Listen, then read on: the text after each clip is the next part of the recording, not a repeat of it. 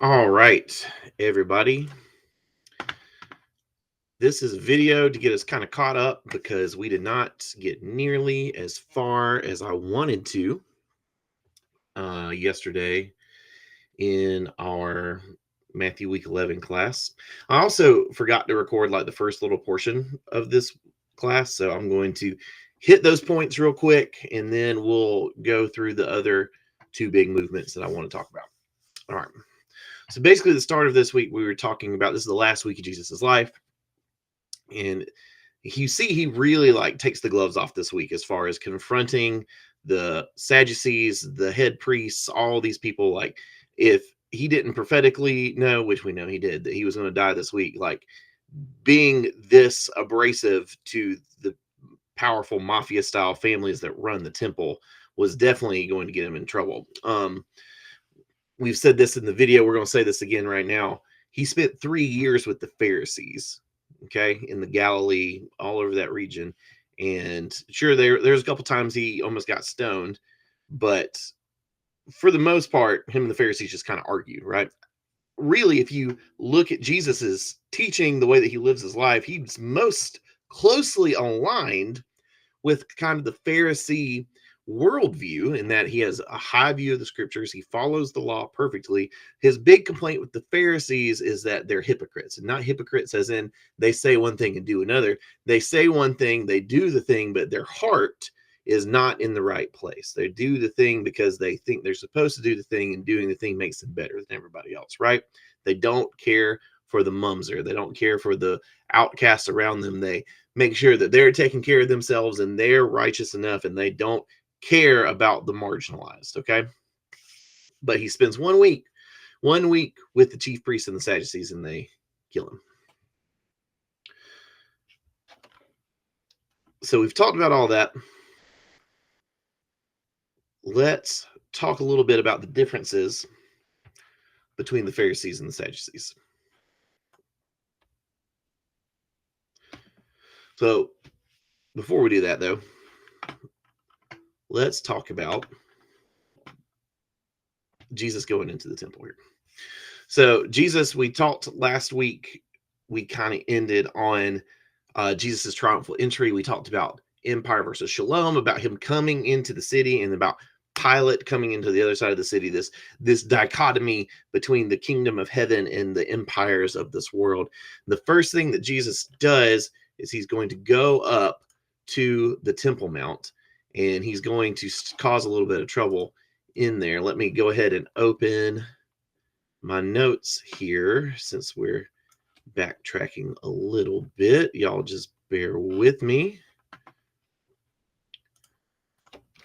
I'll make sure that I'm reading all the right things out of Matthew and not anything I'm not supposed to. Okie dokie, guys. I'm just pausing for a dramatic effect at this point, right?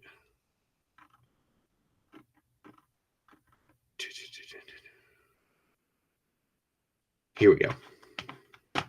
He's going up to the altar. Jesus entered the temple courts and drove out all who were buying and selling there. He overturned the tables of the money changers and the benches of those selling doves. It is written, he said to them, my house will be called a house of prayer, but you are making it a den of robbers. All right, so the context here, just as we're passing by, they've turned this area of the Temple Mount into a market. Now, you can see on our presentation right here that you have kind of like the main structure of the temple. Then you've got these gates around it. Then you have these two big open areas. And if you look up here, it says Court of the Gentiles. This space is reserved for them. That is their space. What the priesthood has done here, what the chief priests have done, is they've turned it into a marketplace, the place of worship designated for the outsider, for the mumser, for the Gentile. The chief priests have turned into a place to make some money. They were called the booths of Ananus. Now, Ananus is the Hebrew way of saying Annas, the same Annas from Annas and Caiaphas. Annas was the high priest. You can only be the high priest for a little bit of time. So he made his son-in-law Caiaphas the high priest after him. And the booths of Ananus were run by, you guessed it, the priesthood. When you came to the temple and you had Roman money, you weren't allowed to take the Roman money onto the Temple Mount. You had to exchange it because of the third commandment. You are to not have any graven images, right? You had to use proper currency so you weren't committing idolatry when you gave your tithes and offerings. So imagine the headache it would be at our church or at your church if you had to come in and convert your US dollars into euros before you could give your tithes and offerings. It had to be a thing. But there's more to it than that. You see, you'd have to come onto the Temple Mount, and if you're offering a sacrifice, you'd have to get it approved. Now, who do you think is approving your sacrifice? Well, it'd be the priest. Guess who gets to decide if that sacrifice is okay? Also the priest. If it wasn't okay, who would sell you a replacement sacrifice? The priest as well. Who got to set the prices on those sacrifices? Also the priest. Who raised these livestock? Well, we know that the Levites have land outside of the temple area, so the priesthood. The priesthood approves your animal or disapproves your animal. If they disapprove it, they can sell you an animal so you don't have to go out to the market and risk becoming unclean, and they get to set the price. It's kind of like when you're in Disney World and you get hungry, you're going to have to eat Disney food, and the Disney food's going to cost more than if you went down the street to McDonald's, right?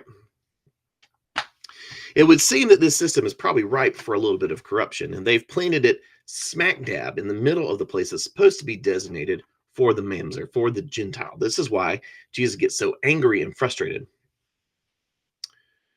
Now, it says he makes a whip. He overturned the tables. Makes a whip's actually not in this gospel. One of those is John. Uses the phrase to make a whip out of cords. Now, there's some debate here on whether Jesus actually sat in the corner and made a whip, or if Jesus took off his tallit and kind of shook it at everybody, or maybe he used his tallit as a whip. Who knows? But what he's telling people is he's reminding people of their obedience, saying that they're not being obedient. What's interesting about this, John puts this cleansing towards the beginning of Jesus' ministry. Matthew puts it on the last week. Now, something cool that could be going on here, if there was two cleansings, is in Leviticus, we are given instructions about what to do when your house gets mold. What you do is you come into the house, you clear everything out of the house, you clean it, and then you come back 2 weeks later to see if mold has grown. If the mold has regrown, you have to tear the house down. Now, if there is two cleansings, that would be a great remiss, right? Great remiss, because Jesus has been talking and is going to keep talking about this temple being destroyed. But let's read a little bit more. The blind and lame came to him at the temple, and he healed them. But when the chief priests and the teachers of the law saw the wonderful things he did and the children shouting in the temple courts, Hosanna to the Son of David, they were indignant. Did you hear what these children are saying? They asked him. Yes, replied Jesus. Have you never heard or never read from the lips of children and infants? You, Lord, have called forth your praise. He left them and went out to the city of Bethany, where he spent the night. I love it when Jesus gets in like the teachers of the law's face and the priest's face and asks them if they've ever read their Bible. It's like my favorite thing. Especially since this is a psalm. The psalm, even though the Sadducees only believed technically in the first 5 books of the Bible, the Torah, they did use the Psalms. That was their songbook, their hymnal. So yes, they definitely have heard that psalm. Early in the morning, as Jesus was on his way back to the city, he was hungry. Seeing a fig tree by the road, he went up to it, but found nothing on it except leaves. Then he said to it, may you never bear fruit again. Immediately the tree withered. When the disciples saw this, they were amazed. How did the fig tree wither so quickly? They asked. Jesus replied, truly I tell you, if you have faith and do not doubt, not only can you do what was done to the fig tree, but also you can say to this mountain, go throw yourself into the sea, and it'll be done. If you believe, you'll receive whatever you ask for in prayer. So we have this fig tree. Jesus comes up to it. He's looking for fruit. The tree looks like it should have fruit on it, but it is not bearing any fruits. Now, we know better than to just think that Jesus is having a bad day and he does something kind of rash. Jesus never does anything without intention, right? He is a rabbi, and he's probably the best, well, not probably, he is definitely the best rabbi that's ever walked this earth. He's going to do everything for a purpose and for a reason. Now, everybody wants to make the connection between the fig tree and the people of Israel, but that is not the right connection in the Jewish world. In Jewish literature, in the Old Testament, a fig tree never represents the Jewish people. The olive tree does, pomegranate tree sometimes does. Vines and grapevines are considered, which are considered trees in Hebrew thought, can be God's people. But the fig tree is used for something very, very specific, and it comes out of Proverbs 27:18. There's the tree that's withered. Proverbs 27:18. The one who guards a fig tree will eat its fruit, and whoever protects their master will be honored. Protects their master. The word for protect can also be serves their master. Now, the word for master is the word rav, and it's the same root that rabbi is going to come from later. Jewish thought, and we've mentioned this before, connected Elijah to the first rabbi. Elijah and Elisha, rabbi and disciple, because Elijah was called master. We talked about that with the crumbs that fell from the master's table. Elijah was the master, so master was connected to rabbi. The rabbinic teaching surrounding Proverbs 27:18 was when you serve your rabbi, you get to receive his teaching. The teachings of a rabbi are like sweet fruit. Sadly, in the Middle East at this point in time, a fig tree was the closest thing you had to a candy store because they did not have that beautiful granulated white stuff that we call sugar. A fig is one of the sweetest things that you can get your hands on. It's like candy. A fig tree's figs are like sweet things to sit under and eat. And a rabbi has got these sweet teachings for you to listen to and to digest. They say that this proverb 27:18, those who guard a fig tree will eat its fruit, and he who protects his master will be honored, is about rabbinical leadership. A fig tree symbolizes not the people of God, but the leaders of God, whether that's Pharisees, whether that's Sadducees. Jesus is really going after the Sadducees here.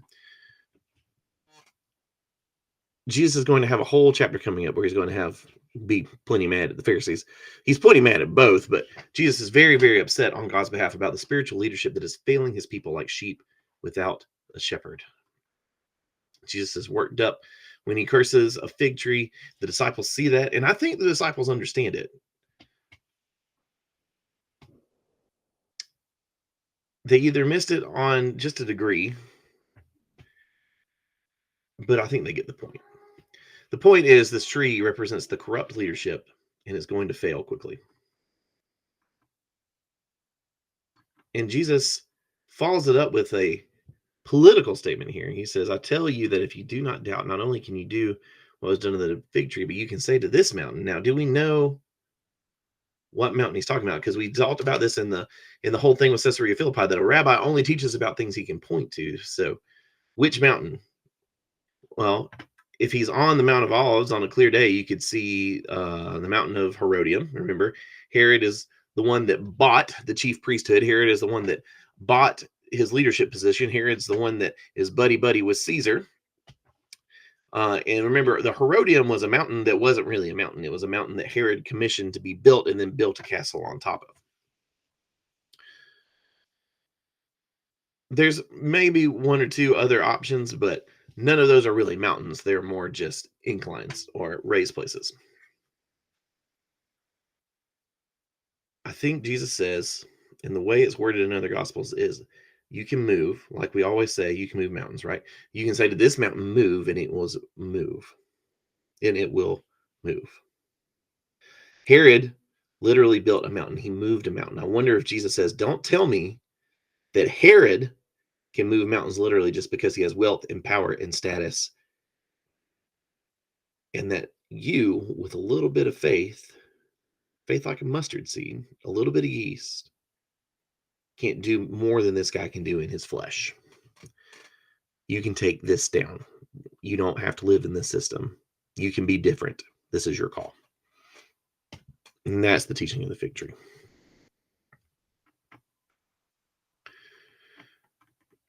All right. And that's where we picked up our teaching that is videoed in the other video. So we're now going to move on. We're going to scoot right on down past all these wonderful parables. And we are going to be in Matthew 23. Oh, Matthew 23. Click the wrong button. Sorry there, guys. Bear with me. Perfect. Then Jesus said to the crowds and to his disciples, the teachers of the law and the Pharisees sit in Moses' seat.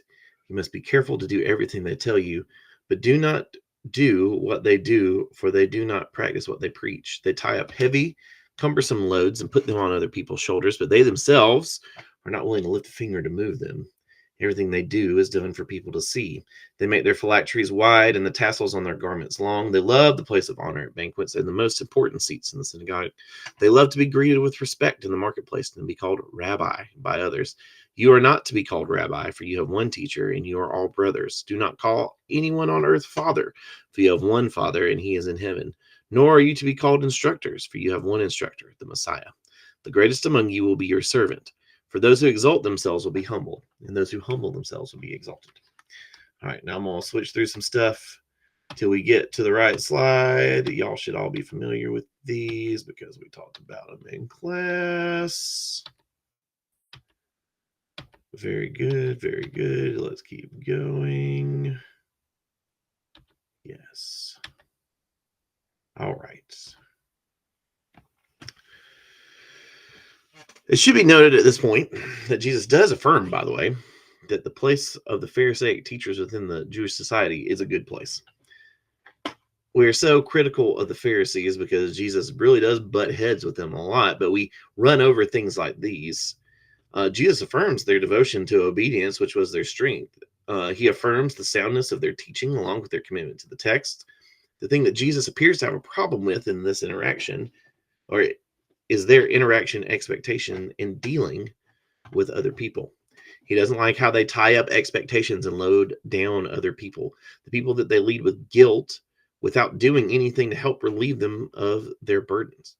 He also doesn't seem to like how they put their righteousness on display in order to receive the praise of men. Instead, he's wanting to call people to serve one another and not to impress them. It says that the Pharisees sit in the Moses seat. Now, there are 7 elements in a synagogue. The Moses seat is one of those elements. So what we have here is we have the synagogue. And right outside the synagogue is a mikveh. Now, a mikveh is like a baptismal pool, is the closest thing that we have to it. It's a pool of natural water in which one bathes for the restoration of ritual purity. If we move on from there, this big open area is called the basilica. That's the sanctuary that is set aside for teaching. In the middle of the basilica is the bema.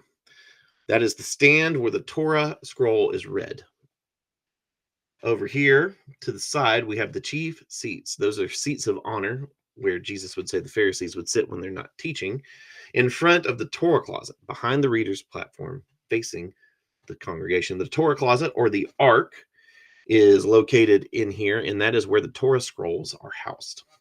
You have a study room, which is a Bet Midrash, an area dedicated to Torah study. And then what we just talked about is the Moses seat.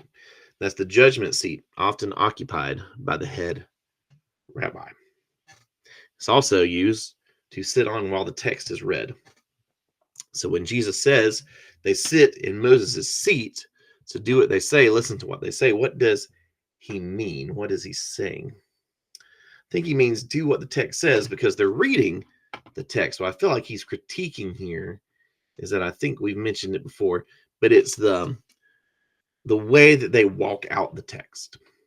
Do not do what they do. Do not walk as they walk. Listen to their teaching because they do teach what's true. They are devoted to the text. They read it, but they do not interpret the text with their life in the same way they are interpreting, or the same way that we are called to interpret the text with our lives, right?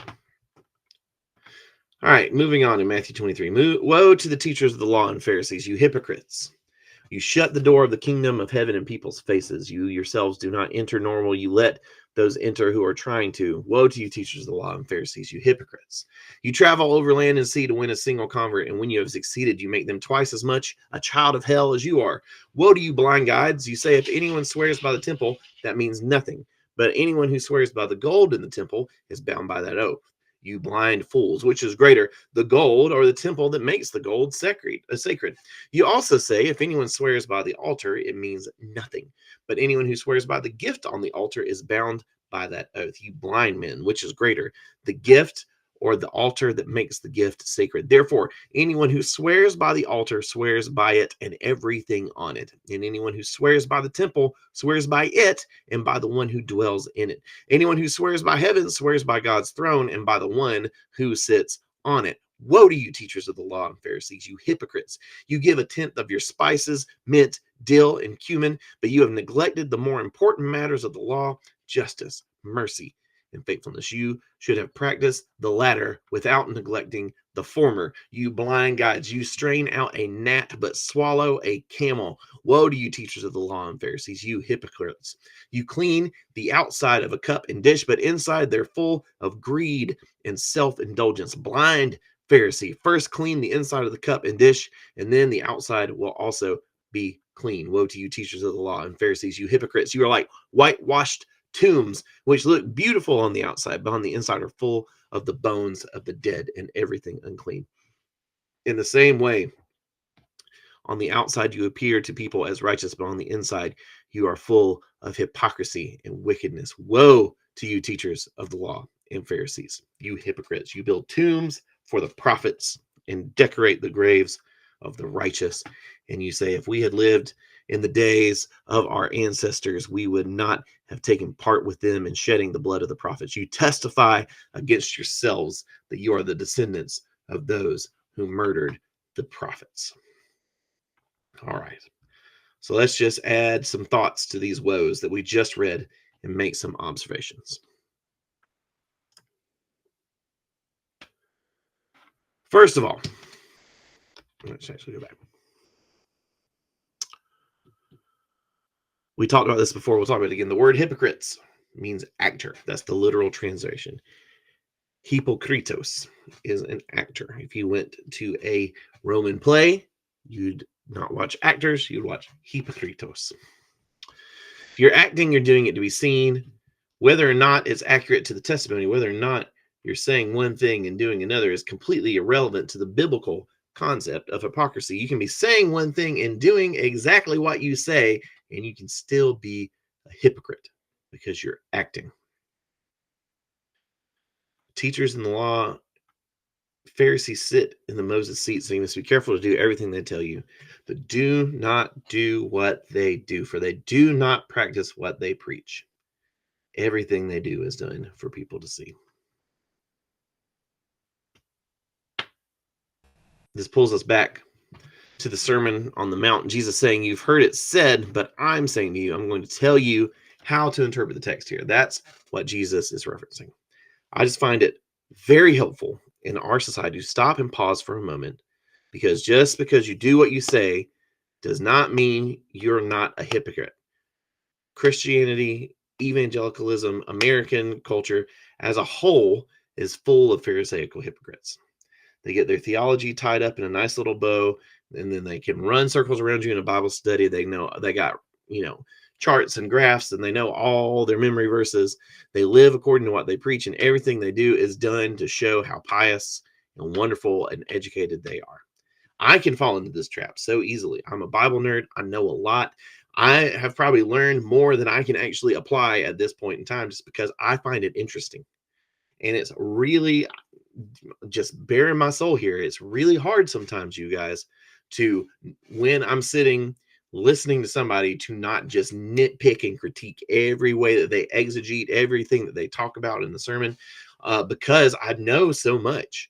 And I'm not trying to puff myself up with that knowledge. I'm just saying I have a weak spot here, and I realize it, because I can very quickly fall into that Pharisaical seat. Psalm 1 talks about a seat of a scoffer, and that is one thing that I fight all the time. Just because we know our text and because we live it out doesn't mean that everything's good right here. We have to surrender this and this to the Lord, okay? And they talked about in this passage, he talks about all the loopholes that they have created for themselves as far as vows go. Like Torah said, if you made a vow, you had to keep it. But they are saying, oh, but what if I make a mistake? When I make a vow, I need to get out of the vow. I can get out of the vow if the next person I vow to, or if they're more important, or if I can up the ante of my vow to make a second vow more important. They have this complicated loophole system. Well, I swore by the altar or I swore by the temple, but now I need to get out of that one. So I'm going to swear by the gold of the temple, or I'm going to swear by the gift on the altar. That enabled them to keep their word to a more interested party. And Jesus says, I don't like that at all. You're putting on a show. The next woe seems to be this reference that they're really good at their tithe, which is great. You should tithe. That's important. He says you tithe a tenth of your mint and dill and cumin. You do it perfectly, yet you neglect the things that really matter. And this is a great point. It's not that you shouldn't tithe. You should actually tithe and not neglect doing the other. You should do both. It's not that their religiosity should be rejected, because we have a tendency to do that when we don't like the Pharisaical world. We have a tendency to reject what is good, and that's not right either. You should do both. You should care about your neighbor, and you should give your tithe. The next woe, you're so busy cleaning the outside of the cup and plate. There's actually Jewish teaching that exists. I think it's in the Talmud. It says that if you start by cleaning the inside, you will clean the outside in the process. But if you just clean the outside, you never clean the inside. Whitewashed tombs. That is a statement. Nothing in this society is more unclean than a corpse. To call them whitewashed tombs, building tombs for the prophet, is actually the same mentality that would kill the prophets in the first place. Yet we just keep the tradition going by building the tombs and acting like we have nothing to do with it. When Jesus hears this list of woes, when he says this list of woes, they're immediately going to hear what? They're Jews. They hear a list of condemnations. But what's in the back of their mind? What have we been talking about this whole time? Jesus is never just saying words. He's always referencing the text. Because somebody had a list of woes. I accidentally put it up on the screen a minute ago. All the way back in Isaiah 5, he was talking about the vineyard. Right after the vineyard passage comes a list of woes. So let's go ahead and look at these verses. This is Isaiah 5, starting in verse number 8. Woe to you who add house to house and join field to field till no space is left and you live alone in the land. The Lord Almighty has declared in my hearing, surely the great houses will become desolate, the fine mansions left without occupants. A 10-acre vineyard will produce only a bath of wine. A homer of seed will yield only an ether of grain. Woe to those who rise early in the morning to run after the drinks, who stay up late at night till they are inflamed with wine. They have harps and lyres at their banquets, pipes and timbrels and wine, but they have no regard for the deeds of the Lord, no respect for the work of his hands. Therefore, my people will go into exile for lack of understanding.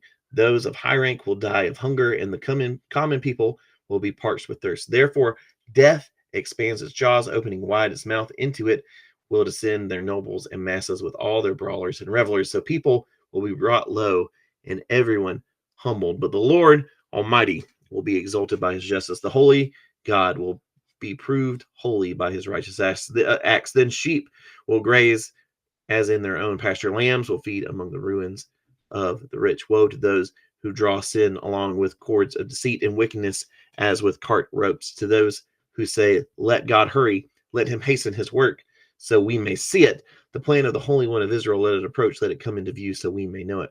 Woe to those who call evil good and good evil, who put darkness for light and light for darkness, who put bitter for sweet and sweet for bitter. Woe to those who are wise in their own eyes and clever in their own sight. Woe to those who are heroes at drinking wine and champion at mixing drinks, who acquit the guilty for a bribe and deny justice to the innocent. All right. So if we put this guy, this Isaiah 5 guy, and we read through these, woe to you who add house to house and join field to field till no space is left. Woe to those who rise early in the morning but run after their drinks, who stay up late at night until their eyes are inflamed.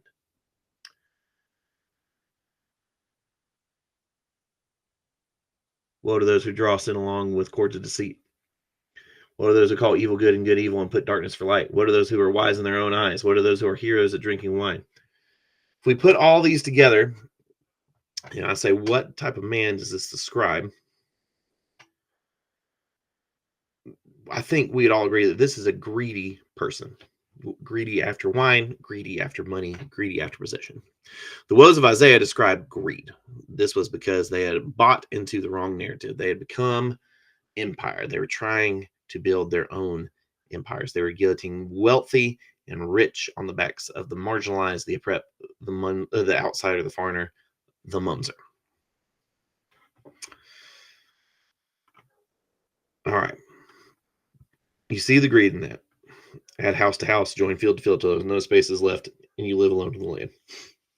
Or to those who rise early in the morning and they run after strong drink. If you rise early in the morning to run after strong drink, you are a wealthy person. Any peasant family could drink wine. That's not the issue. Wine itself is not the issue.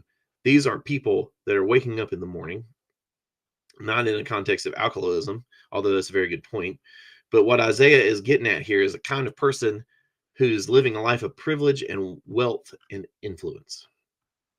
Yet they are some things about arrogance. Arrogance will make this list when people describe the kind of person that's who draws iniquity with cords of falsehood, who draws sinners with cart ropes. Let him be quick, let him spin his work. I want more work. I want more money. I want to get along with it. This is greed. Woe to those who call evil good and good evil. That's not necessarily directly tied to greed, but what kind of evil are they calling good? It's probably the act of taking advantage of people for their own sake. Woe to those who are wise in their own eyes and shrewd in their own sight. Woe to those who are heroes at drinking wine, valiant men in mixing strong drinks. Again, anybody in this context that would have wine, these are people who are champions of drinking wine. This is not just having a glass of wine at dinner. These are people that are throwing parties because of their wealth. This is a picture of a person that is living a lavish lifestyle. Now, when we do the same things with the woes in Matthew, if we ask the same question and we look at all of the woes in order, what kind of person are we describing here? It's self-righteous. The person of Isaiah is a person of greed. The person of Matthew is a person of self-righteousness. It looks a lot different because they're like, oh, I'm not greedy because I'm giving a tenth of everything that I'm not walking alone here. I'm looking good on the outside. But remember, I said this thing about numbers.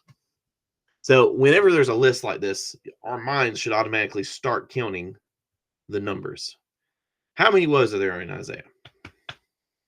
There's 6 woes, which is fitting because 6, as we talked about last time, is the number for sinful man, right?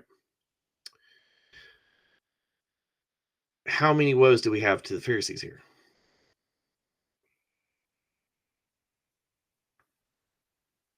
Because knowing Isaiah 5, the Pharisees would be expecting 6. So he's rattling off these woes, and the Pharisees are in the crowd going, okay, 1, 2, 3, 4, 5, 6, and their eyes would have gotten wide. 7. 7 woes to the Pharisees.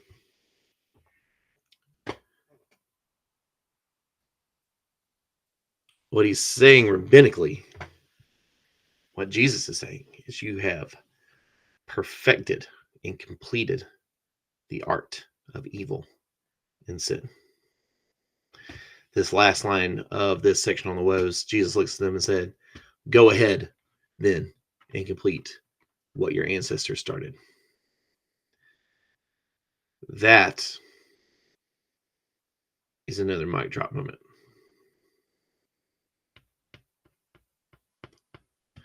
Complete what your ancestors have started.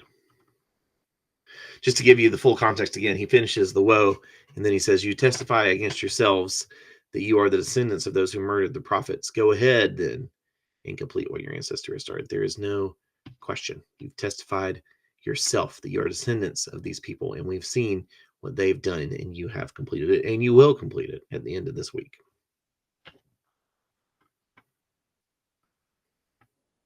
It's like Jesus is looking at them by presenting these woes and adding a seventh. And he's saying, do you know what is even worse than a greedy person? It's a self-righteous person.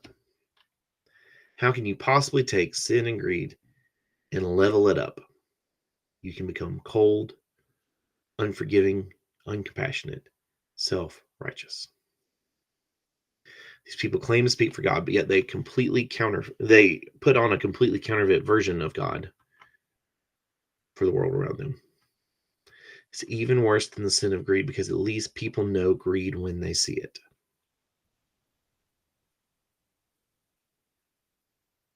Let's go ahead and read this next paragraph, because Jesus isn't letting off the gas. You snakes, you brood of vipers, how will you escape being condemned to hell? Therefore, I am sending you prophets and sages and teachers. Some of them you will kill and crucify, others you will flog in your synagogues and pursue from town to town. And so upon you will come all the righteous blood that has been shed on earth, from the blood of righteous Abel to the blood of Zechariah, son of Berechiah, whom you murdered between the temple and the altar. Truly, I tell you, all this will come on this generation. Jesus says, go ahead then and complete what your ancestors started. This current generation, maybe not the current one, the generation that I came up alongside was bent on restoring justice to this world. We don't like the idea of greed and oppression of the weak, and yet, if we're not careful, we can be in danger of an even greater sin. We have to be repentant. We can be repentant of greed and waste and destruction. We cannot abuse the earth. We cannot abuse the alien, the orphan, and the widow. We can see the abuse of resources. We can see the abuse of power, but we must be very careful not to miss the pride that lurks just under the surface of our self-righteousness.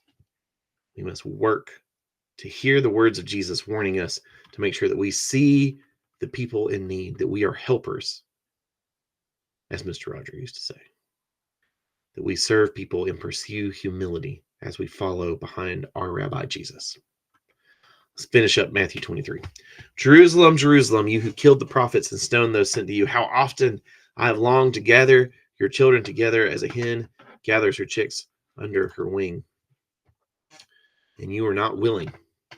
Look, your house is left to you desolate. For I tell you, you will not see me again until you say, blessed is he who comes in the name of the Lord.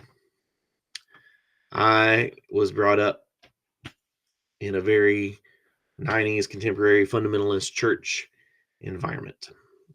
It gave me a lot of things. It taught me to love the text. It taught me how to love Jesus. It taught me that Jesus was for me and not against me.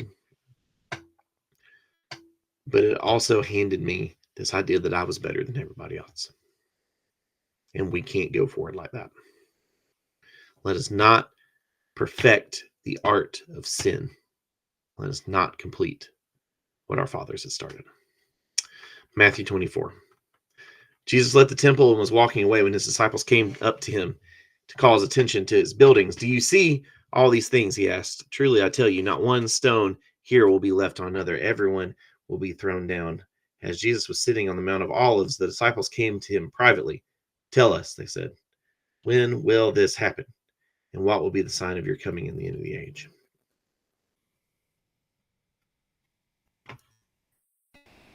All right, guys. Sorry for the quick cut. I had to cut this video in half due to some technical difficulties, but it's all good. We're going to keep on rolling. So what we just read was Matthew 24. And this is the thing that everyone wants to talk about, because we've touched on, once again, this idea of eschatology.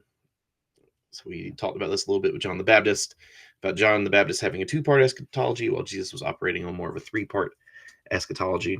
So we have this age, and we have the age that is to come.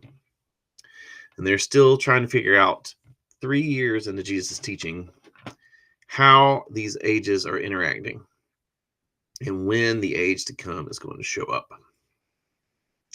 And they've got some real logical, reasonable questions based on what Jesus has said. On the way out of Jerusalem, they notice and they make comments about these amazing things that Herod has built. The Temple Mount is one of Herod's greatest building projects. It's basically a gigantic box if you look at it. Here's an artist rendering of what it would have looked like in its prime. And if you look at the stones themselves in the wall, it's incredible. So if you look down towards the bottom, you can see some of the stones that have been thrown down, and then the Herodian stones up above there where the retaining wall is. Actually, that thing that says ground level of the mount in 70 AD, so that would have been as tall as it was in Jesus' time. Now, there's more of this wall that we would have seen, but it's actually under the city at this point. Then you see the Muslim stones up there at the top. And these stones are no joke. Look at these huge, massive stones on here. And if you can go under to look at some of the foundational stones, they're even bigger. Some of these stones weigh up to 2,000 tons. That's 4 million pounds. We're not sure how they even put these stones there. It would take us in our modern day with our technology 6 or 7 large cranes to move these around Jerusalem. We just don't have any idea how they did this. There's no mortar in between them. If you look at some of the stones right here, they are made to fit each other perfectly. They're quarried to do this. Like, I don't think you can even really fit a piece of paper in between these stones. They are so precise. And at this point in history, the Temple Mount construction has not been completed, but it's getting close. Jesus says, you think this is something? Well, one day these stones are going to be thrown down.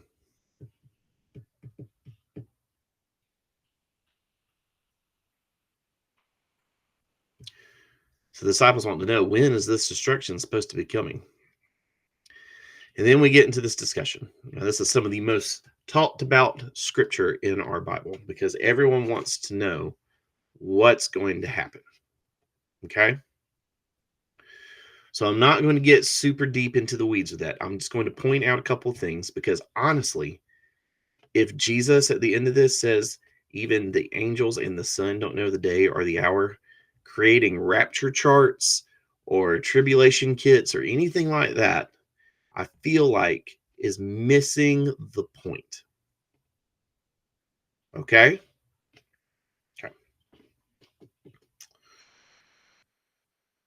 So there's two things the disciples are asking here. Can we agree on that? They're asking, when will this happen? And what will be the sign of your coming in the end of the age? Before we even get started, let me say that I think a lot of this talk is some of it eschatological, sure. But I think most of it is speaking precisely to their first and second question, as in, when will the destruction of Jerusalem happen? And what will be the sign of your coming to the age? So a lot of this is about the destruction of Jerusalem. We have to understand that the apocalyptic literature is read differently than history, is read differently than prose, is read differently than psalms or poetry. It's read differently than prophecy. Apocalyptic literature is its own thing. Okay? Okay.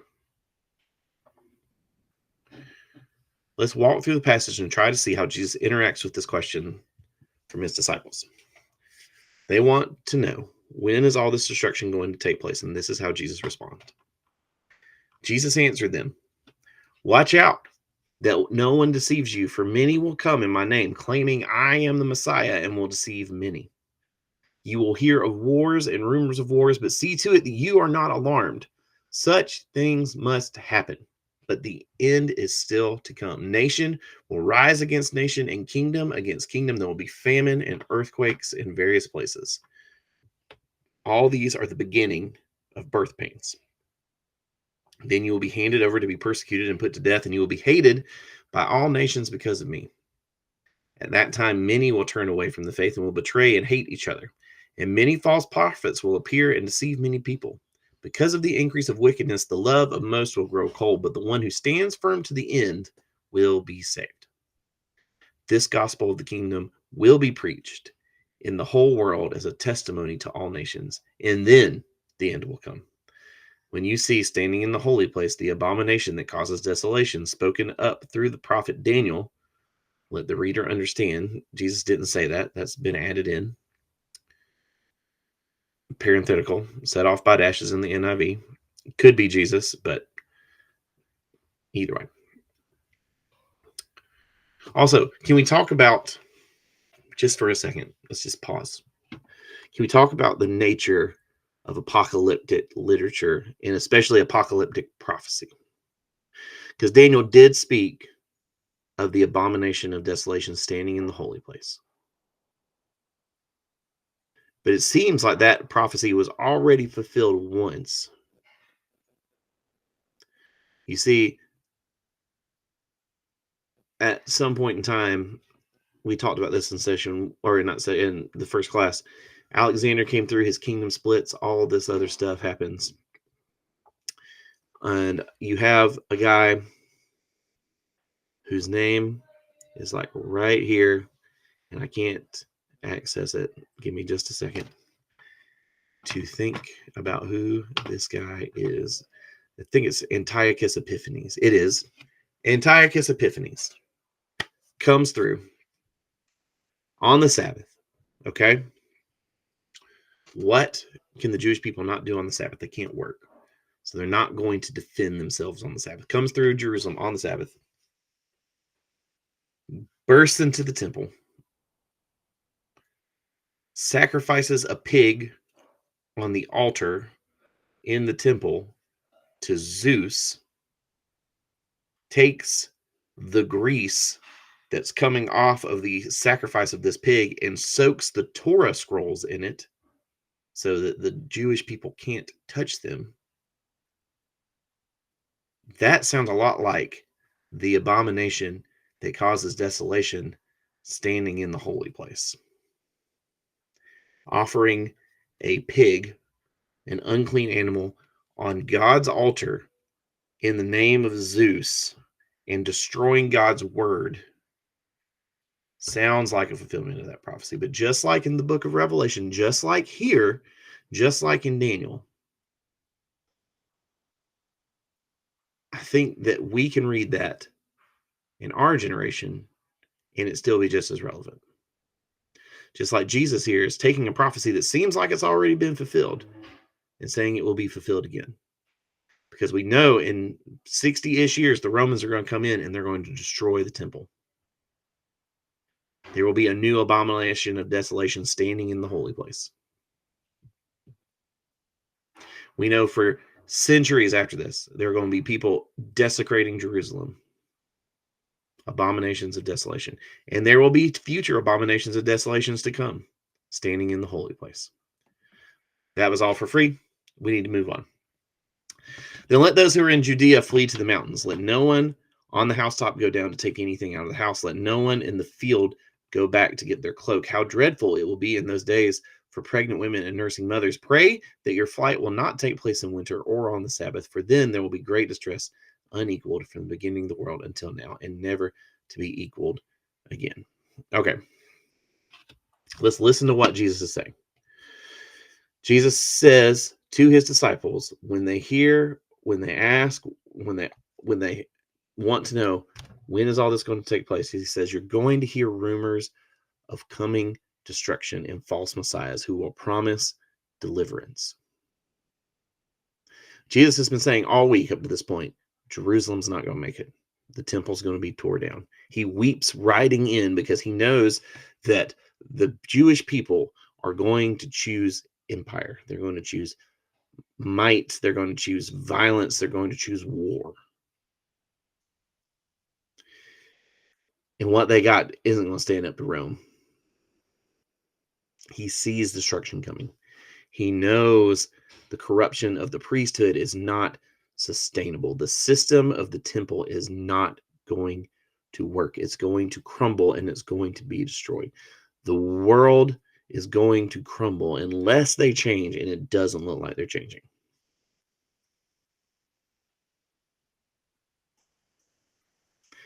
And if we want to get eschatological, let's get eschatological. I will also tell you that there are going to be lots of people, presidential candidates, podcasters, teachers, pastors, public figures, authors, musicians, actors, journalists, all these people are going to come out and they're going to say, we have the answer and we can save you. Any structure built by humans is doomed. The only thing that can save us, this world, is Jesus. There is no other name under heaven or in heaven or below heaven with which we can be saved but the name of Jesus. He is the King of Kings. He's the Lord of Lords. He is the only answer. He is the chief cornerstone. And anything else we try to build our salvation on will crumble and fall. It's not Trump. It's not Kamala. It's not this party or that party or whatever. Jesus is the answer. If those days had not been cut short, no one would survive. But for the sake of the elect, those days will be shortened. At that time, if anyone says to you, look, here's the Messiah, or there he is, do not believe it. For false messiahs and false prophets will appear and perform great signs and wonders to deceive, if possible, even the elect. See, I have told you ahead of time. Anytime you try to put your chips on anything that is the kingdom of empire or the kingdom of this world and not Jesus, it's always going to let you down. If anyone tells you, there he is out in the wilderness, do not go out there. Or here he is in the inner rooms, do not believe it. For as lightning that comes from the east is visible even in the west, so will be the coming of the Son of Man. Wherever there is a carcass, there vultures will gather. Immediately after the distress of those days, the sun will be darkened and the moon will not give light. The stars will fall from the sky and the heavenly bodies will be shaken. It's a couple of lines from Isaiah, by the way. Then will appear the sign of the Son of Man in heaven, and then all the peoples of the earth will mourn when they see the Son of Man coming on the clouds of heaven with power and great glory. And he will send his angels with a loud trumpet call, and they will gather his elect from the four winds, from one end of the heavens to the other. Now learn this lesson from the fig tree. As soon as its twigs get tender and its leaves come out, that summer is near. Even when you see all these things, it is near, right at the door. Truly, I tell you, this generation will certainly not pass away until all these things have happened. Heaven and earth will pass away, but my words will never pass away. Is Jesus talking about future events? Sure. Let's focus on what Jesus is talking about as far as the impending doom on Jerusalem, because this seems to be his larger point.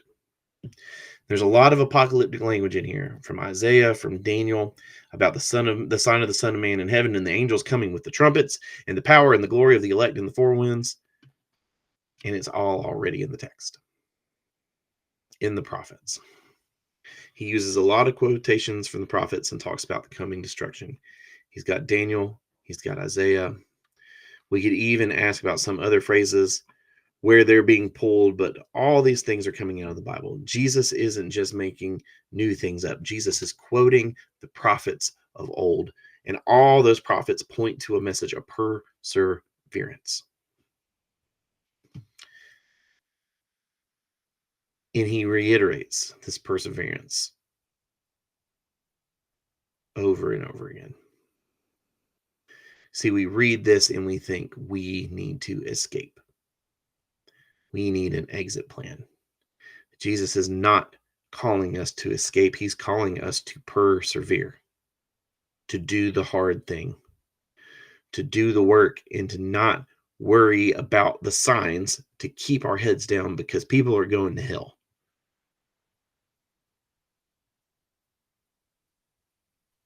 It'll end when it's supposed to end. Let's keep busy and work till the end.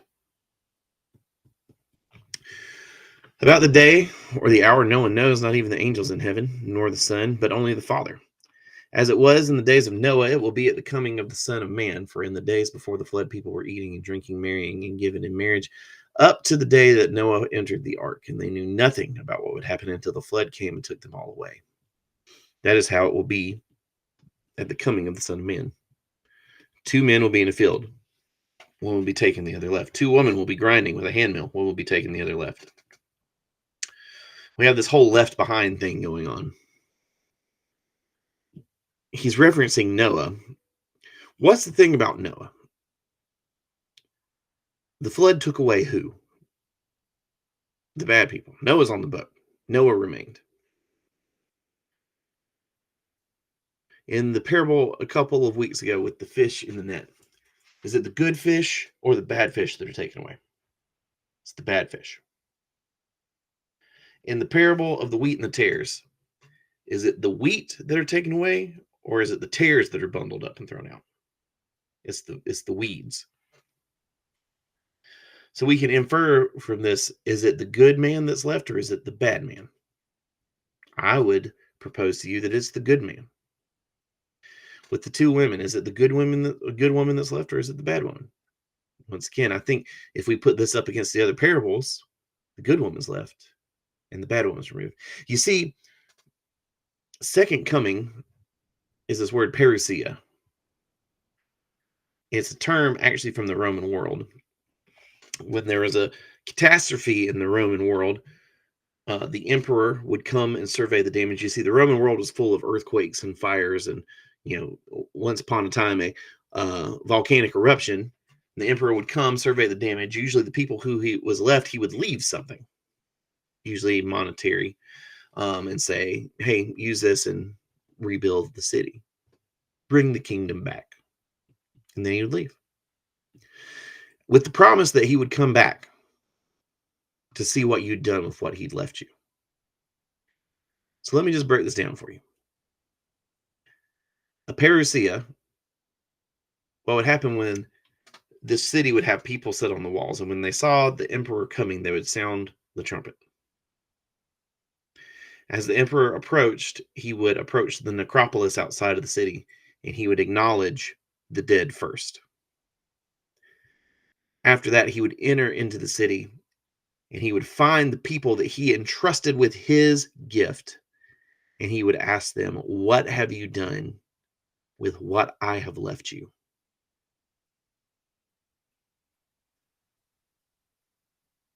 Brother and sister follower of Jesus, I think we really need to meditate on the fact that when Jesus does return, he might not be coming to take us away. He might be coming to see what we've done with what he's left us. And that is a challenging and sobering thought. What are we going to look Jesus in the face and tell him we've done with his word, with his grace, with his mercy, with his commands, with his teaching?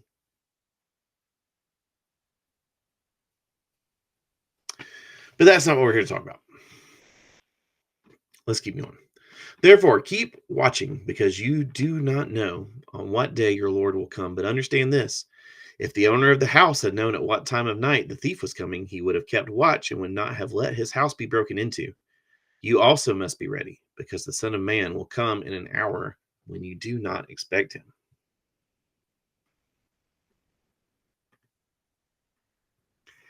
Jesus is saying, keep watching, be ready, because you do not know when this will happen. Who then is the faithful and wise servant whom the master has put in charge of the servants in his household to give them their food at the proper time? It will be good for that servant whose master finds him doing when. Will it be good that the servant who finds his master him doing? Oh my goodness, guys. I need to read that over again. Who then is the faithful and wise servant whom the master has put in charge of the servants in the household to give them their food at the proper time? It will be good for the servant whose master finds him doing the work when he returns. Truly, I tell you, he will put him in charge of all of his possessions. But suppose that servant is wicked and says to himself, my master is staying away a long time, He then begins to beat his fellow servants and to eat and drink with the drunkards. The master of that servant will come on a day when he does not expect him, and then in an hour he is not aware of, he will cut him to pieces and assign him a place with the hypocrites. There will be weeping and gnashing of teeth. A little bit of a Joseph throwback there to Genesis. Joseph's another story of perseverance. Keep watch and be ready, because you do not know when all this is going to happen. So who do you think the stewards in this story are? Well, you would assume the persons that are supposed to be the stewards are the priests, right? If the priests were faithful and wise stewards, they would have been taking care of the people that the master has left them in charge of, but they haven't been. They've been evil and beaten their servants and taken up with drunkards.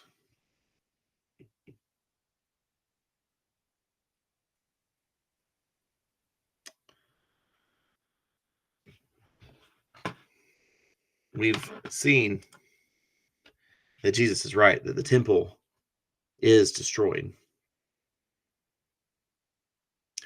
We've also seen that Jesus has come to town picking a fight with those in charge, the Pharisees, the Sadducees, the chief priests. All of these confrontations have taken place on the Temple Mount so far, back and forth between the chief priests, the Sadducees, and the Pharisees.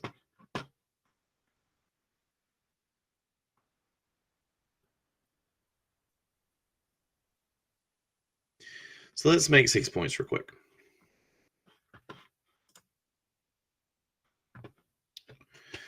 6 points that Jesus is saying.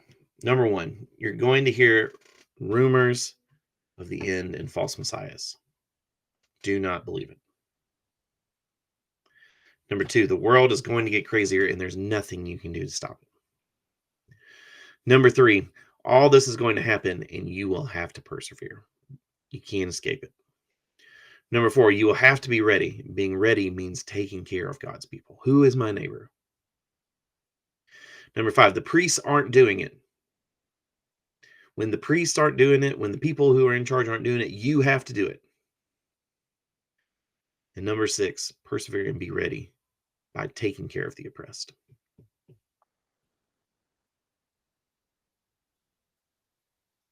Now, Jesus is going to reinforce this teaching by telling 3 parables: the parable of the bridesmaids, the parable of the talents, and the parable of the sheep and the goats. So we're just going to move through these real quick and knock them out. Okay. At that time, the kingdom of heaven will be like 10 virgins who took their lamps and went out to meet the bridegroom. 5 of them were foolish and 5 were wise. The foolish ones took their lamps but did not take any oil with them. The wise ones, however, took oil in jars along with their lamp.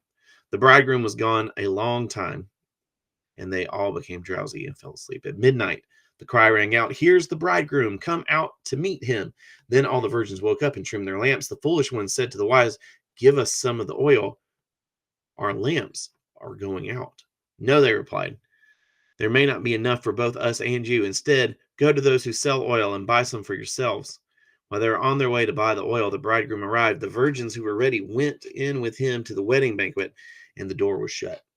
Later, the others also came. "Lord, Lord," they said, "open the door for us." But he replied, "Truly, I tell you, I don't know you. Therefore, keep watch, because you do not know the day or the hour." So Jesus is telling this parable to reinforce the point that he's already been making. And if we look at it in the context of a Jewish wedding, that'll help us understand this. So at a Jewish wedding, after the couple's betrothal, after they're engaged, the groom goes away and builds a room onto his father's house. And we have no idea how long that's going to take. It could take weeks, it could take days, it could take months, it could take a year at least. But the point is, whenever he's done, he's going to go get his bride. So they don't know when he's going to show up. He could show up in the middle of the night, and if he does, there will be a lookout, because God's doing what? God's throwing a party. How foolish would it be if the bridesmaids are not ready for the great celebration? Because this would be a matter of celebration and anticipation for the whole village, not just for the family. Wouldn't everybody be ready for the coming of the groom? And yet Jesus has already suggested God's people, some of them at least, are not ready for him to come. Which leads us to an interesting point. Just throw this out there. Just think about it. We think about God in the Old Testament saying that the Israelites had to go into slavery for 400 years because the iniquity of the Amalekites was not yet complete. Is God waiting for his church to step up and be the church before things can come to an end? Let's keep reading. Again, it will be like a man going on a journey who called his servants and entrusted his wealth to them. To one he gave 5 bags of gold, to another 2 bags, and to another 1 bag, each according to their ability. Then he went on his journey. The man who received 5 bags of gold went at once and put his money to work and gained 5 bags more. Also, the one with 2 bags of gold gained 2 more. The man who had received 1 bag went off, dug a hole in the ground, and hid his master's money. After a long time, the master of those servants returned and settled accounts with them. The man who had received 5 bags of gold brought out the other 5. Master, he said, you have entrusted me with the 5 bags of gold. See, I have gained 5 more. The master replied, well done, good and faithful servant. You have been faithful with a few things. I will put you in charge of many things. Come and share in your master's happiness. The man with the 2 bags of gold also came. Master, he said, you entrusted me with 2 bags of gold. See, I have gained 2 more. His master replied, well done, good and faithful servant. You have been full of a few things. I will put you in charge of many things. Come and share in your master's happiness. Then the man who had received 1 bag of gold came. Master, he said, I knew that you are a hard man, harvesting where you had not sown and gathering where you had not scattered seed. So I was afraid and went out and hid your gold in the ground. See, here is what belongs to you. His master replied, you wicked, lazy servant. See, you knew that I harvest where I have not sown and gather where I have not scattered seed. Why then you should have put my money on deposit with the bankers so that when I returned, I would have received it back with interest. Take the bag of gold from him and give it to the one who has 10 bags. For whoever has will be given more. They will have an abundance. Whoever does not have, even what they have, will be taken from them and throw out that worthless servant outside into the darkness, where there will be weeping and gnashing of teeth. All right, let's break this parable down. Jesus wants to convey that people will have to give an account for what they have done with God's kingdom. We just talked about that with the parousia. How have they used what God has given them? It might also be worth noting here the amount of the talents. So the first person has 5. 5, we've said, represents the books of Moses or grace. Could it be that this person has an in-depth working knowledge of God and his laws and is sharing that with other people and produces a harvest of 10 more bags? He's not silent about the things that God has given him. The other person has 2. We said that 2 represents the tablets of Moses. So he doesn't have the full 316 or 613 laws. 613 laws, but he has 10, and he puts those to work, and he still doubles from 2 to 4. He's putting his knowledge, his skills, and the things that God has given him to work in producing more disciples. The guy who has 1, all they have is God. 1's always symbolic of God. Echad, God is 1. What does he do? He buries it. He knows God. All he knows is God. He doesn't have any details, but he doesn't tell anybody about it. He doesn't put it to work. He doesn't use what God's given him. God expects you to use what you have been given to bless the world around you. It doesn't matter if you're a 5-talent person or a 2-talent person or a 1-talent person. All right, one more parable. When the Son of Man comes in his glory and all the angels with him, he will sit on his glorious throne. All the nations will be gathered before him, and he will separate the people one from another. As a shepherd separates the sheep from the goats, he will put the sheep on his right and the goats on his left. Then the king will say to those on the right, come, you who are blessed by my Father, take your inheritance, the kingdom prepared for you since the creation of the world. For I was hungry, and you gave me something to eat. I was thirsty, and you gave me something to drink. I was a stranger, and you invited me in. I needed clothes, and you clothed me. I was sick, and you looked after me. I was in prison, and you came to visit me. Then the righteous will answer him, Lord, when did we see you hungry or feed you or thirsty and give you something to drink? When did we see you as a stranger and invite you in, or needing clothes and clothe you? When did we see you sick or in prison and go to visit you? The king will reply, truly, I tell you, whatever you did for one of the least of these brothers and sisters of mine, you did for me. He will say to those on the left, depart from me, you who are cursed, into the eternal fire prepared for the devil and his angels. For I was hungry, and you gave me nothing to eat. I was thirsty, and you gave me nothing to drink. I was a stranger, and you did not invite me in. I needed clothes, and you did not clothe me. I was sick and in prison, and you did not look after me. They also will answer, Lord, when did we see you hungry or thirsty or a stranger or needing clothes or sick or in prison and did not help you? Oh, sorry, guys. He will reply, truly, I tell you, whatever you did not do for one of the least of these, you did not do for me. Then they will go away to eternal punishment, but the righteous to eternal life. We're very familiar with this parable. We typically take away from this teaching the criteria of judgment. But who is it that condemns the sheep and the goats? And what is the condemnation? The sheep are praised because they take care of those in need. They hear the cry of the oppressed and they care for the marginalized. The goats are condemned because they do not join and partner with the king in bringing justice. That word for justice is mishpat. What does God care about?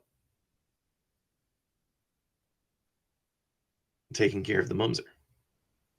When the groom comes, will you be ready? Will we be able to give an account of how we have used what he gave us? We know that what he is looking for. And we know that providing an account will matter. He will want us to care for those in need. So let's take a look at a summary. Now, we have the three parables. Let's see if the three parables reinforce what Jesus has already said.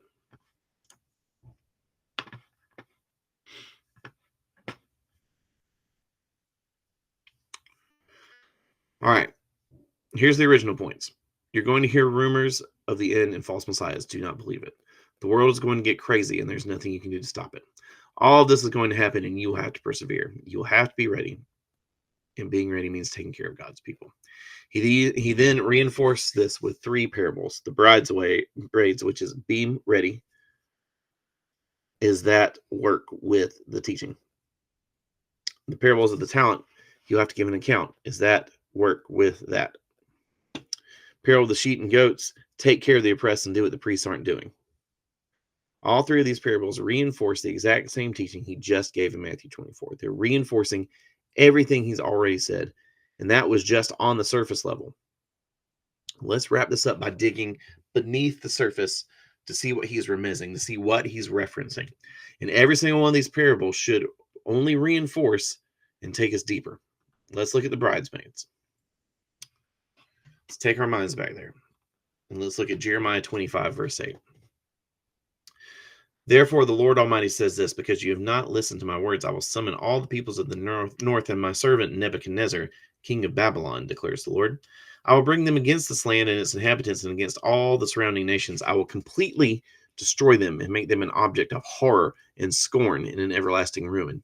I will banish from them the sounds of joy and gladness, the voices of the bride and the bridegroom, the sound of the millstone and the light of the lamp.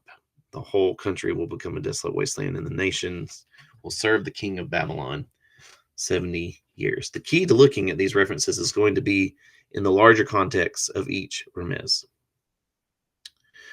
Would it make sense in the context of Matthew 24 and 25 that Jesus would use Nebuchadnezzar as a tool of God to destroy the people and remove the sounds of joy and weddings in their midst? Would it make sense that Jesus's point, his drosh, would be the use of Rome to destroy the city of Jerusalem? Wasn't the whole point of the conversation in Matthew 24 this?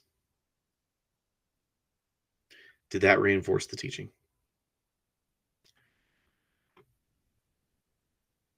But it takes it even further by saying, God saying basically, Jesus saying basically, this has happened before. Nebuchadnezzar came in and destroyed Jerusalem and the temple, the first temple, Solomon's temple. Now Rome's going to come in and do the same thing. Let's go to the talents.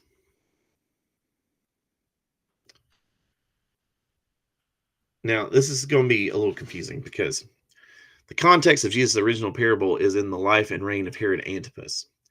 Herod Antipas was one of the Herod the Great's sons. We'll talk about him a little bit more next week.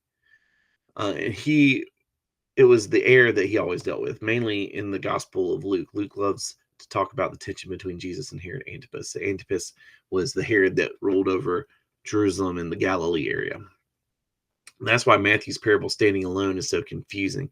And Jesus' original parable, which I believe is the one of the 10 minas that we read in Luke, we are given additional details to help kind of flush the parable of the talents out. In the parable of the minas, Jesus is employing a rabbinical tool known as kal v'chomer, greater and less. In this teaching method, the rabbi uses a negative example to portray a universal trait. After making the case that the trait is true, the rabbi will then say or imply how much more then would the same truth apply to a positive example. In the case of the minas and the talents, the cultural backdrop is the life and the reign of Herod Antipas. I can't go into all the historical here, or we'll go another hour, but when Herod the Great died, he willed his kingdom to his 3 sons. Upon his death, the 3 sons set sail on 3 different ships for Rome in order to bring gifts to Caesar and to ask Caesar to honor their father's will. The Jews, the Pharisees specifically, also sent a delegation on a 4th ship to plead with Caesar not to make Antipas king.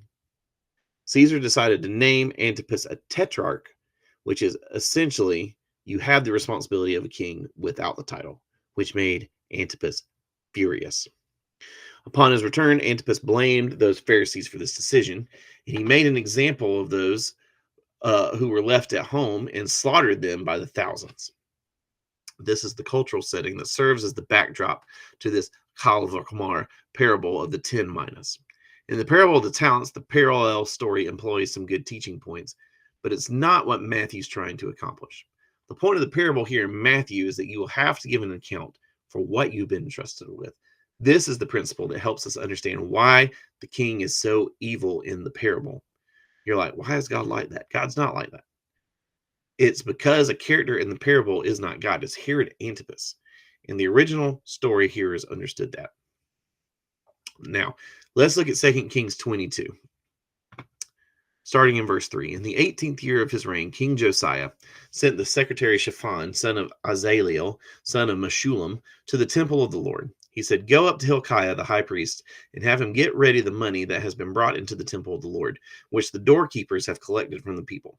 Have them entrusted to the men appointed to supervise the work on the temple, and have these men pay the workers who repair the temple of the Lord, the carpenters, the builders, and the masons. Also have them purchase timber and dress stone to repair the temple, but they need not account for the money entrusted to them because they are honest in their dealings. So you might be asking, why this? Well, this Remez goes all the way back to the Old Testament and finds a passage about people who are working on the temple, which is the priest, and they're honest in all their dealings. They don't even have to give an account because they're honest, trustworthy men.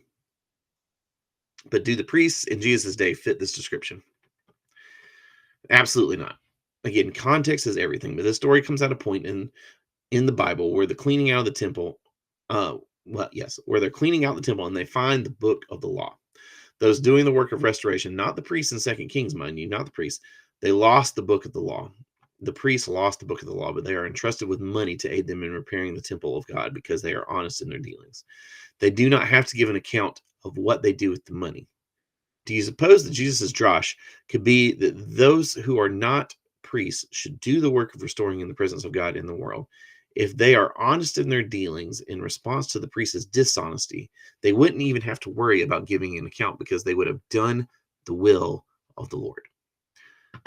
All right, one last parable. This is a easy one, in my opinion, to kind of find the reference to. You probably dispute other ones, but this one I feel like is pretty good. So Ezekiel 34:17. As for you, my flock, this is what the sovereign Lord says, I will judge between one sheep and another, between rams and goats. Is it not enough for you to feed on the good pasture? Must you also trample the rest of the pasture with your feet? Is it not enough for you to drink clear water? Must you also muddy the rest with your feet? Must my flock feed on what you've trampled and drink what you've muddied with your feet? This is so good. I've never heard this before. But here in Ezekiel, the context of the condemnation is who? It's the priests. The priesthood throughout the entire chapter of Ezekiel 34. The meaning, the whole meaning, the drosh would be that God will divide his flock into sheep and goats. The context of the chapter would make it clear the deciding factor is going to be how they treat others. I guess Jesus wasn't teaching a brand new parable. When one views the threaded teachings in the three parables together, it becomes very clear how brilliant this entire teaching over the course of these two chapters is on multiple levels. The surface level, the references, the whole meaning, the Peshat, Remez, and Drosh of these parables work together and would look something like the following. God is about to use Rome as a Nebuchadnezzar of sorts to judge the people of God. You should be faithful workers who can be trusted with the investments of the kingdom, even if the priests will not. Remember, you will be judged by how you treated others. It's the same teaching we heard in Matthew 24. Jesus put it into three parables. It's the same teaching on the surface level, on the Peshat level. We dug deeper and realized that this is, in fact, the same story we've been learning all along. And even more specifically, the same lesson, the same meaning, it's the same teaching.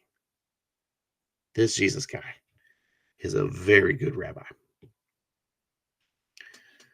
All right. We've got one little thing to talk about now, and then we will be done with this video. Thank you guys for being willing to take this extra video. No, it has been a slog to get through Matthew in 12 weeks. And come hell or high water, next Tuesday, we're going to finish this book. I promise you. Okay? Matthew 26. When Jesus had finished saying all these things, he said to his disciples, as you know, the Son of Man will be handed over to be crucified. Then the chief priests and the elders of the people assembled in the palace of the high priest, whose name was Caiaphas, and they schemed to arrest Jesus secretly and kill him. But not during the festival, they said, or there may be a riot among the people. While Jesus was in Bethany, in the home of Simon the leper, a woman came to him with an alabaster jar of very expensive perfume, which she poured on his head as he was reclining at the table. When the disciples saw this, they were indignant. Why this waste? They asked. This perfume could have been sold at a high price and the money given to the poor. Aware of this, Jesus said to them, why are you bothering this woman? She has done a beautiful thing for me. The poor you will always have with you, but you will not always have me. When she poured this perfume on my body, she did it to prepare me for burial. Truly, I tell you, wherever this gospel is preached throughout the world, what she has done will also be told in memory of her. Some of y'all might be thinking, I don't remember this story, or I remember the story happening in a separate place.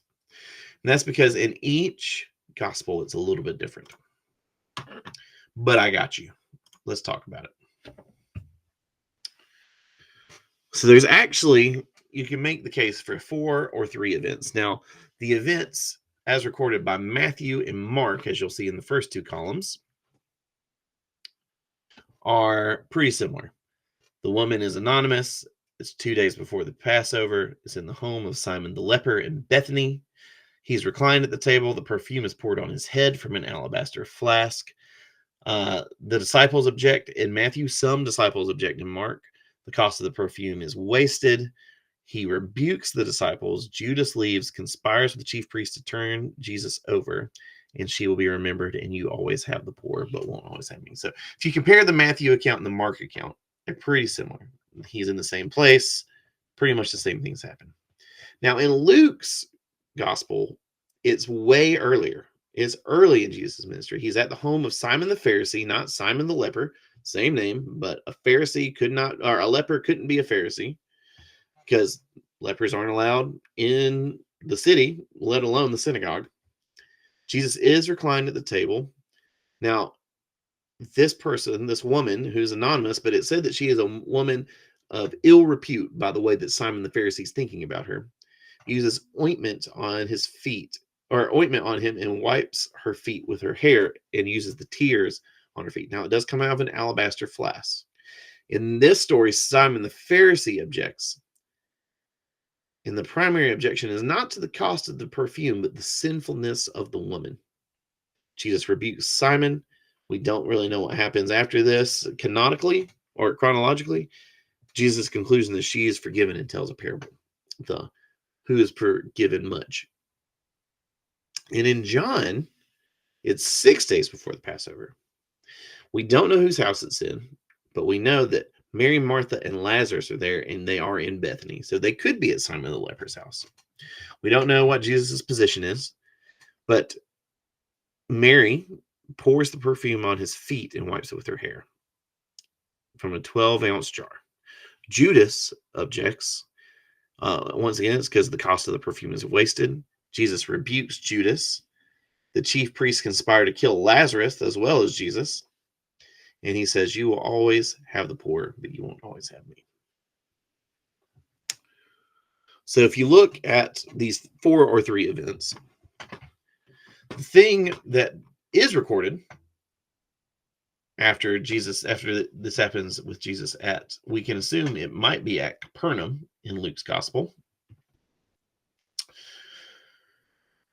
The NIV tells us that he crosses the lake and the storm comes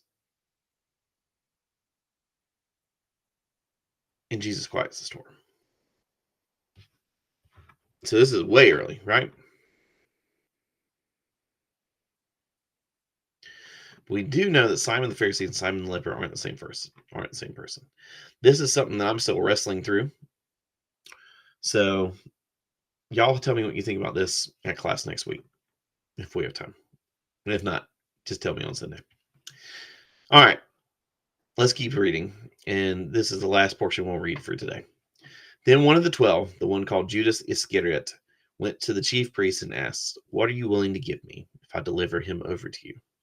They counted for him 30 pieces of silver, the price of a slave. From then on, Judas watched for an opportunity to hand him over. On the first day of the festival of unleavened bread, that's Passover, the disciples came to Jesus and asked, where do you want us to make preparations for you to eat the Passover? He replied, go into the city to a certain man and tell him, the teacher says, my appointed time is near. I'm going to celebrate the Passover with my disciples at your house. The disciples did as Jesus had directed them and prepared the Passover. Preparation day is the day where you prepare for the Passover. It's the day where lambs are selected. No, not where lambs are selected. I'm sorry. That happened a week earlier. But where everything about the Passover is prepared. On this year, as I read it, the Passover sacrifice happened on Friday night. I believe they ate the meal on Thursday night because in the first century, there's a discussion about what you do when the Passover falls on a Sabbath, because there's an awful lot of work involved in preparing the Passover. There's some evidence that suggests that in the first century, they would have celebrated the Passover on that year, a day earlier, on a Thursday night. But the actual Passover sacrifice would still have happened on a Friday, which is why you see Jesus doing the Passover meal on Thursday night. He's going to be sacrificed as the Passover lamb on a Friday. Then he's going to be resurrected on the first Sunday to follow Passover, which is the Jewish festival of first fruits. His resurrection falls on the first fruits on that following Sunday in the tomb. And we'll talk about that more next week. Love y'all. I appreciate you guys. I hope this was helpful. I've really enjoyed this class with y'all, and we will discuss more of this next week.